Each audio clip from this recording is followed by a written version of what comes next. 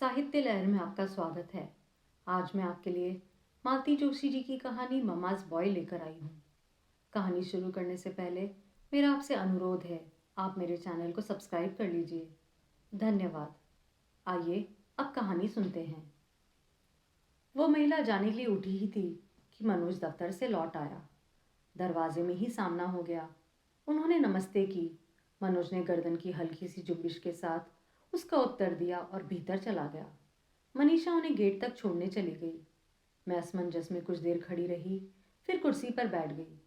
मनीषा उन्हें विदा करके लौटी। तब तक मनोज भी फ्रेश होकर आया था।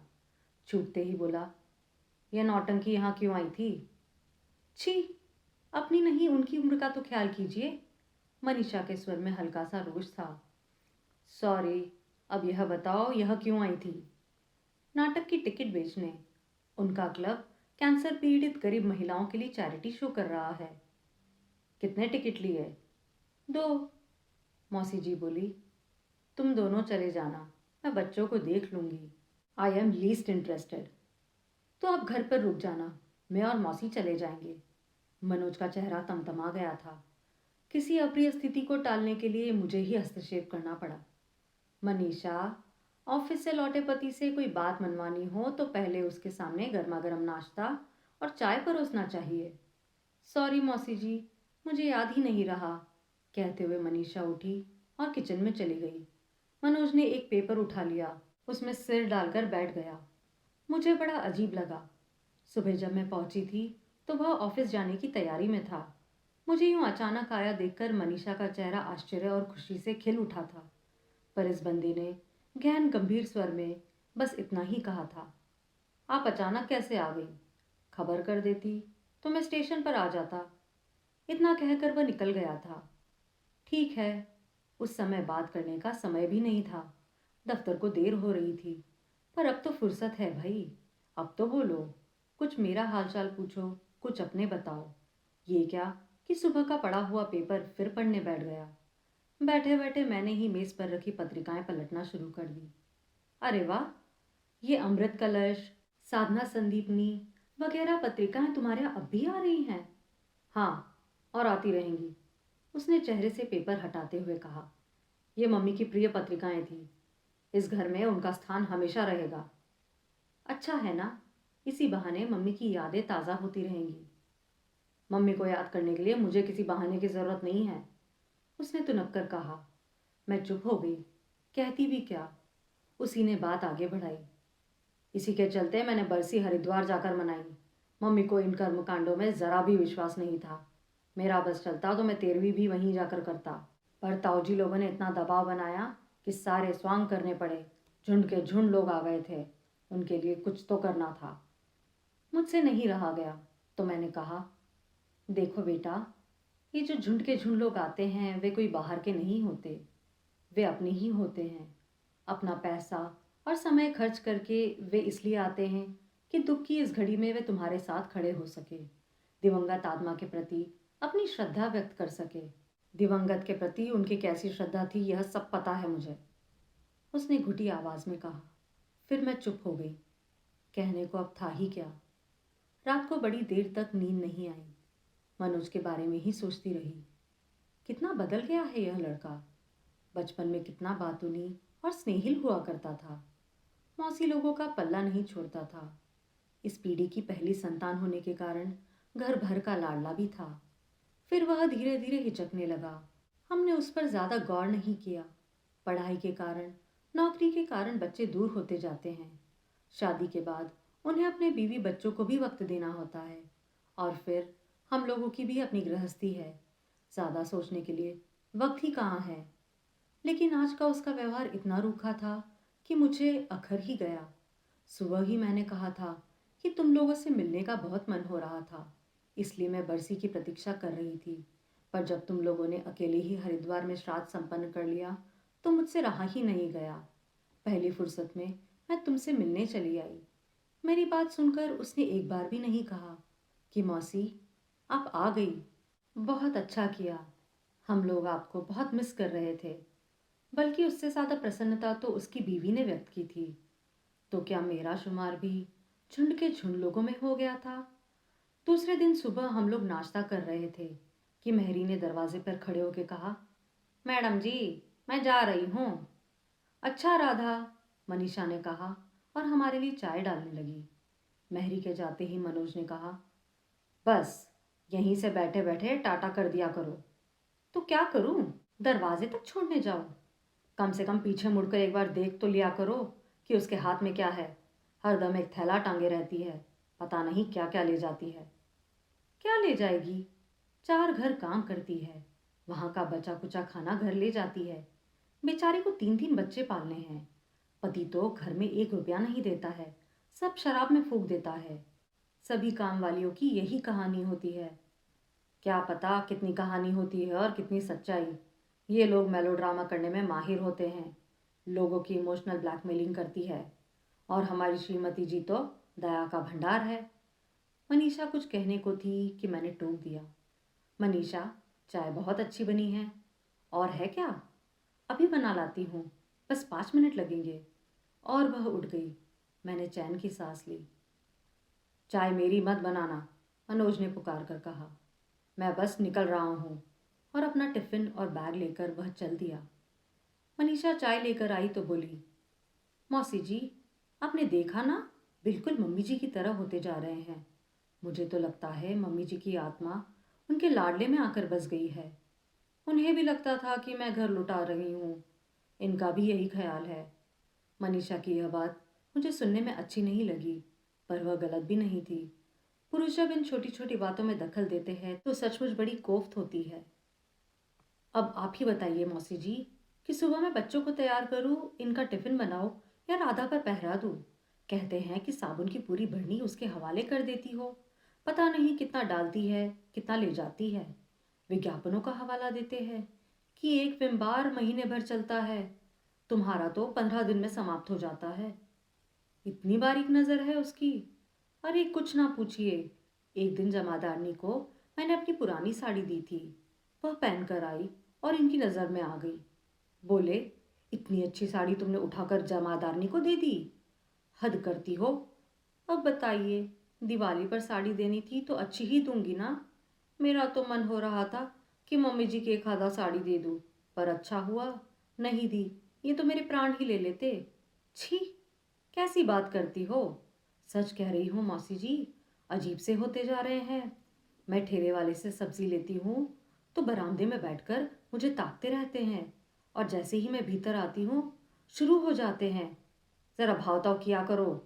वो जो मांगते हैं उठाकर दे देती हो, और तोल पर भी ध्यान दिया करो। सड़क पर तो पता नहीं कौन से खेल तमाशे देखती रहती हो। इससे तो अच्छा है खुद ही खरीद लेना। नहीं नहीं, वो कैसे खरीदेंगे? वे तो राजकुमार है ना। ठेले वाले से एक किस्सा याद आ गया, सुनाऊं? मनीषा एकदम मूड में आ गई थी। लगता था बहुत दिनों से उसने किसी से खुलकर बात नहीं की थी। आज अच्छा मौका था, पूरी आज़ादी थी। घर पर ना पति थे ना बच्चे। एक दिन मैं सब्जी ले रही थी कि सामने वाली आंटी भी आ गई। मुझसे हालचाल पूछने लगी। ठेला वाला चला गया, तभी भी हमारी बातचीत जारी थी। जैसे ही मैं घर में दाखिल हुई मुझ पर बरस पड़े। तुम क्या मेरी माँ के मरने की इंतजार कर रही थी? इस औरत से दोस्ती कर सको? मतलब? उससे मम्मी जी का अबोला था ना। अब बताइए, मम्मी जी की उम्र की कोई महिला आगे होकर मुझसे बोलती है तो मैं उनसे झिड़क तो नहीं सकती ना। मेरी तो उनसे कोई लड़ाई नहीं है। पर यह अबोला क्यों था? क्या पता। कॉलोनी की आधी औरतों से तो इनकी खटपट थी। अबोला था। और जिन लोगों से उन्हें चिढ़ थी, उनके बेटे भी उन लोगों से एलर्जी थी। पर दीदी ऐसी झगड़ालू तो नहीं थी। झगड़ालू नहीं थी, पर किसी किसी से उनके मन में गांठ पड़ जाती थी, पता नहीं क्यों। एक किस्सा सुनाती हूँ। पापा जी की जब डेथ हुई थी, उनके एक कोलीग अमेरिका में अपने बेटे के पास गए हुए थे।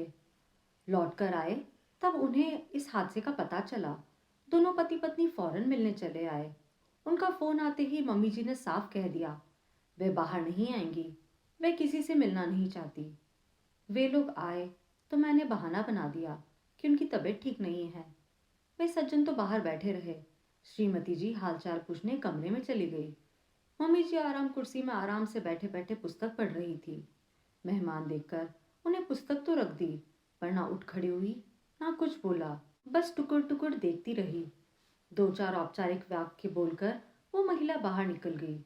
मुझे इतनी शर्म आ रही थी, मैंने उनसे खूब माफ़ी मांगी, पर वे बोले, तुम क्यों माफ़ी मांग रही हो, यह तो अपेक्षित ही था। वे कभी हम लोगों से बात ही नहीं करती थी। शादियों, ऑफिस के फंक्शन में हम लोग मिलते रहे हैं, पर उन्होंने कभी बात नहीं की, बल्कि आज करती तो मुझे आश्चर्य होता, इसलिए मैंने मना भी नहीं किया। पर पतिदेव नहीं माने, बोले ऐसे मौके पर पुरानी बातें भूल जाना चाहिए। वैसे बात कुछ थी भी नहीं, पर पता नहीं उनके दिमाग में क्या चलता रहता था। मनीषा, कई बार लोग हीन बोध से ग्रस्त हो जाते हैं, सारी दुनिया उन्हें शत्रु लगने लगती है। पर हीन बोध क्यों, किस लिए? लोग भूल जाते हैं कि उनके पास क्या खूबियां हैं, बस अपनी खामियों को लेकर बिसुरते रहते हैं। अब ये हमारी दीदी को ही ले लो, शादी से पहले इतना अच्छा गाती थी, स्कूल में कॉलेज में हमेशा इनाम पाती थी। रिश्ते की शादी हो या मोहल्ले के गणेश उत्सव में, दादी के सत्संग मंडल में उनकी बड़ी मांग होती थी। कढ़ाई बुनाई में माहिर थी, उनके हाथ की सफाई देखते बनती थी। कितनी सुंदर अल्पना डालती थी, तीज त्योहार पे पूरे घर को पूर देती थी। उनकी रसोई की निपुणता तो तुमने भी अनुभव की होगी। हाँ, खाना बनाना तो मैंने उन्हीं से सीखा है। पर आप बता रही थी कि मम्मी जी बड़ा अच्छा गाती थी, मैंने तो उन्हें कभी गुनगुनाते हुए भी नहीं सुना। वही तो बता रही हूँ, शादी के बाद उसकी सारी खुशियों पे जैसे जंग लग गया। उसका कारण भी है। तुम तो जानती हो, हिंदुस्तान में नई बहू की गुणवत्ता परखने के दो मापदंड होते हैं, रूप और रुपया। हम मध्यम वर्गीय माता पिता की संतानें हैं। अपनी तीनों बेटियों की शादी उन्होंने खूब धूमधाम से की, पर बोरी भरकर रुपया नहीं दे सके। हम दोनों की ससुराल में पैसों की अहमियत ज़्यादा थी, रुपयों की कमी को पाटता है रूप। और तुम तो जानती हो, हिंदुस्तानी व्यक्ति के लिए रूप का पर्यायवाची है रंग, गोरा रंग। दीदी यही मात खा गई। उनके नाक नक्श तीखे थे, आंखें बड़ी बड़ी कजरारी थी, बाल घने लंबे काले। पहनने ओढ़ने का सलीका उनके पास था, पर उनका रंग जरा दबा हुआ था। इस एक कारण से उनके सारे गुण फीके पड़ गए।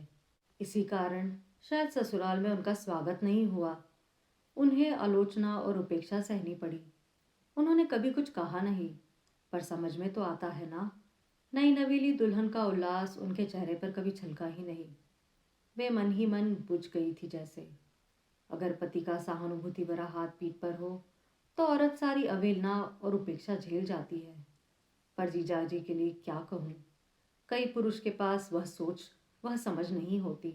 दीदी धीरे धीरे अपने आप में सिमटती चली गई, अपने रख रखाव के प्रति उदासीन हो गई। साज श्रृंगार से जैसे उन्होंने विरक्ति हो गई। हम दोनों बहनें उन्हें खूब डांटती, कहती कि दुनिया भर की औरतें हमेशा जवान बनी रहने के लिए तरह तरह के जतन करती है, कैसे कैसे नुस्खे अपनाती है, पर तुम हो कि असमय बुढ़ापे को निमंत्रण दे रही हो। हम उन्हें ब्यूटी टिप्स देते, उपटन बना कर देते, तरह तरह की क्रीम ला कर देते, पर सब व्यर्थ हो जाता था। मौसी, उन्हें जैसे भी रहना था वह उनका अपना फैसला था, उससे किसी को कोई शिकायत नहीं हो सकती। पर होता क्या था कि जो लोग टिप टॉप स्मार्टली ड्रेसअप होती, स्टाइलिश लुक में नजर आती, उनसे मम्मी जी को चिढ़ हो जाती। मैं उन्हें तरह तरह के नाम दे डालती, चमक छल्लो, heroine, Miss India, Fair and lovely.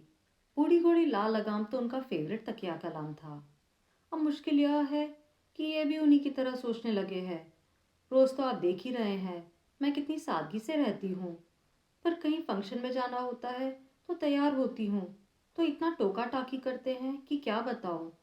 इतनी डार्क लिपस्टिक क्यों लगाई है, साउथ इंडियन हीरोइनों की तरह इतना लंबा सा गजरा क्यों डाल के रखा है, ये झुमके तुम्हारे चेहरे पे बड़े लग रहे हैं। सुन सुनकर बोर हो गई हूँ, सारा मूड हवा हो जाता है। लगता है अगर यही हाल रहा तो एक दिन मैं भी मम्मी जी की तरह निरसंग हो जाऊंगी। ए लड़की, खबरदार जो ऐसा किया, बहुत पीटूंगी। मैंने उसे प्यार से डपट दिया। वह हंस पड़ी और मुझसे लिपट गई। मुझे मनीषा पर बड़ी दया आ गई। इतनी प्यारी लड़की है, ऐसे सनकी सोल्जर के साथ कैसे निभा रही है, ईश्वर जाने। मेरी लेकिन उससे खूब खातिरदारी की। मुझे खूब घुमाया, मॉल ले गई, बिरला मंदिर में दर्शन कराए, शहर की मशहूर चाट खिलाई। बच्चे स्कूल में थे उतनी देर हम लोगों ने एक मैटिनी शो देख ली। उसका बहुत मन था एक रात कहीं बाहर खाने का, पर मनोज के पास समय ही नहीं था। उसकी मेरी मुलाकात सुबह नाश्ते के समय होती, फिर रात को खाने की मेज़ पर। बाहर खाने का तो मुझे कुछ शौक नहीं था, पर ड्राइंग रूम में बैठकर देर रात तक गपशप तो की जा सकती थी, पर वह भी नहीं हुई। मनोज सचमुच बिजी था या मुझसे बच रहा था? मनीषा ने बताया था कि स्मार्ट, स्टाइलिश या टिप टॉप महिलाओं से मम्मी जी को बहुत चिढ़ होती थी, और जिनसे उन्हें चिढ़ होती थी उन लोगों से बेटे को भी एलर्जी थी। मुझे याद आया, जीजा जी हमेशा मुझे स्मार्ट बेबी कहते थे। पिंकी को पिंकी द ग्रेट कहकर बुलाते थे। क्या मेरी स्मार्टनेस दीदी को अकड़ती थी? क्या जीजाजी की प्रशंसा उन्हें चुभती थी, खलती थी? क्या मैं उनके शक के दायरे में थी?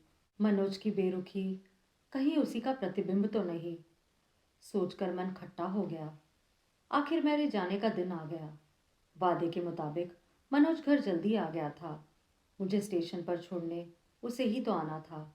बच्चों की ट्यूशन का समय था, तो मनीषा का घर पर रहना ज़रूरी था। ट्रेन 5-10 मिनट लेट थी। प्रतीक्षा में खड़े होकर हम दोनों इधर उधर की बातें कर रहे थे। इतनी फुर्सत में वह पहली बार मुझे मिला था। एकाएक मैं भावुक हो आई। मनोज, मैंने कहा, तुम जानते हो, मौसी को कहीं कहीं मासी भी कहते हैं।